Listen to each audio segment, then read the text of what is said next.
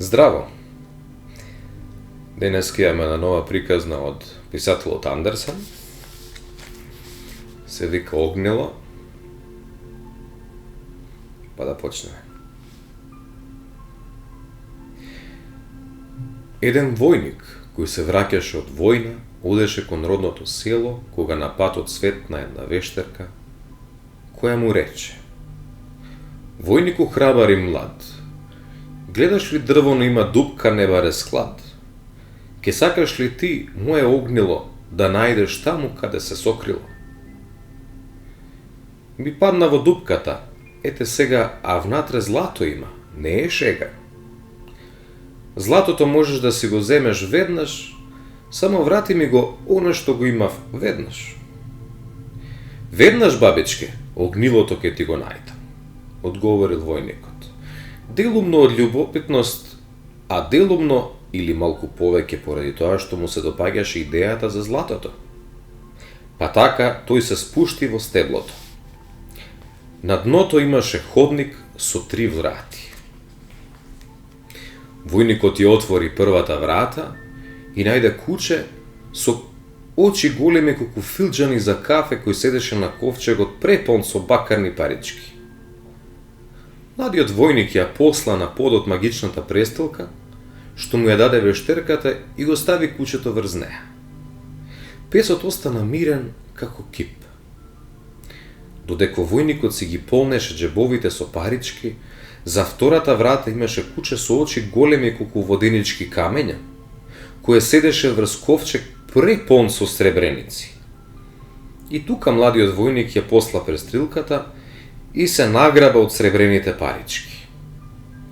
Тој ја отвори и третата врата и пред него виде куче со уште поголеми очи, кое седеше врз ковчег со богатство. Со помош на итрината со престилката, војникот успеа да го отвори ковчегот и во него најде купишта златници кои блескаа како сонце. Си го наполни ранецот со злато и беше толку возбуден што ке заборавеше на вештеркиното огнило, ако не го видеше случајно како лежи на подот. Го зеде, а потоа пресреќен се искачи по стеблото за да излезе. Кога вештерката го виде војникот како излегува со огнилото, незините очи толку многу засветеа што војникот стана сомничав, па ја праша: Што е толку посебно ово огнило кога го сакаш по секоја цена? А што ти е, гајле? Ајде давај го ваму, му одговори старицата нестрпливо. Што ми е, гајле? Тогаш ке си го задржам за себе, и одговори и избега заедно со огнилото и со се друго.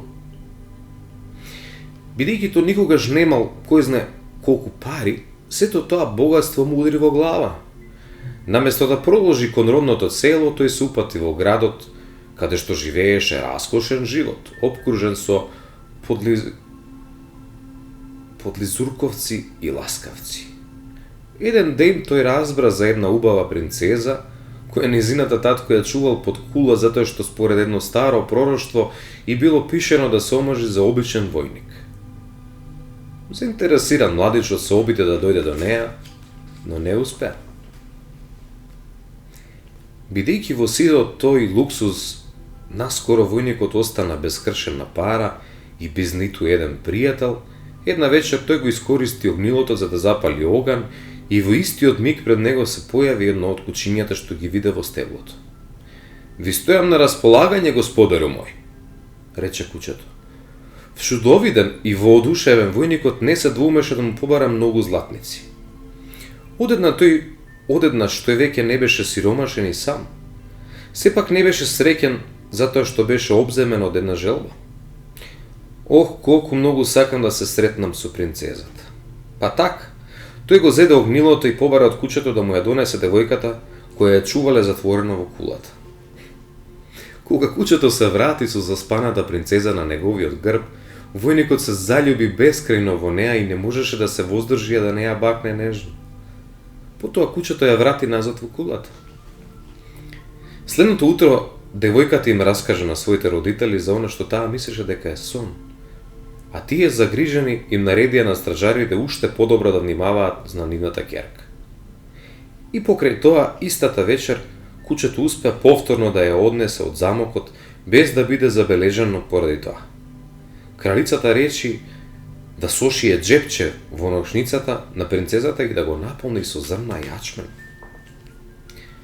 Следната вечер кучето се врати по принцезата, а белата трага која оставаа зрната јачмен во што паѓа од малото дупче во джепчето, ја одведе кралската стража право до куќата на младичот. Кога го одведоа пред кралот за да си ја добие заслужената казна, војникот го удри огнилото 3 пати. Во салата се појавија не едно, туку сите 3 кучиња со огромни очи. По наредбата на нивниот господар, тие им се нафрлија на кралот и на кралицата, соборувајќи ги наземи со нозете во воздух, додека кралската стража, преплашена од нивното страшно ржење, се разбега. Луѓето од градот кои брзаа да го видат казнувањето на војникот извикуваа: 3 пати ура за овој млад и храбар војник! Охрабрен од овие зборови, војникот ја крена принцезата во своите раце и го понуди своето срце. Младите се венчаа и од тој ден владеа со кралството. Толку за денес. Голем поздрав до сите и голем поздрав до сите членови на клубот Феникс. Поздрав Дамјан, чувајте се и ќе се видиме утре. Чао!